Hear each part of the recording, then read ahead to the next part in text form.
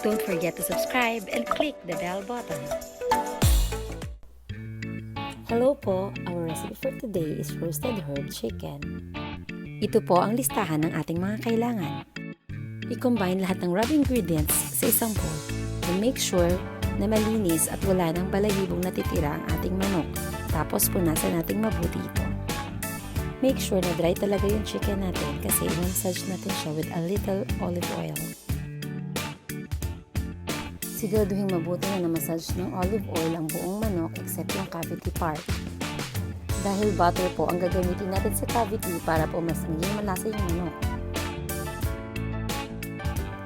Make sure po na na-spread natin ng mabuti yung butter sa cavity lalo na po sa mga gilid-gilid.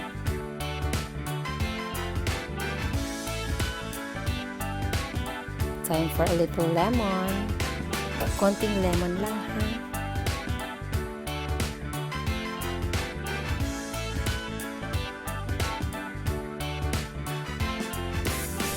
Then it's time for our combined rub. I-mix po natin ito ng mabuti.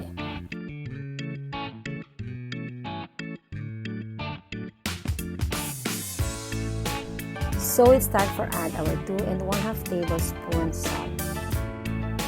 Ang ginagawa ko ay add 1 tablespoon first, mix, and taste it.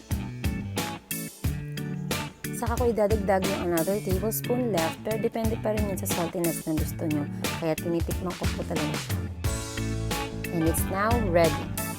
Spread the rub on the cavity first. Let's spread it generously. Ito yung nagpapasarap sa ating chicken.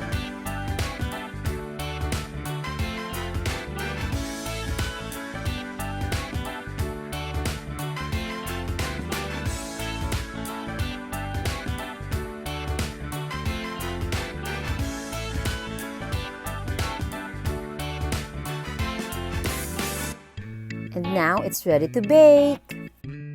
Preheat your oven to 200 Celsius and bake it for 45 minutes. And by the way, I covered my chicken with foil para masarap yung luto.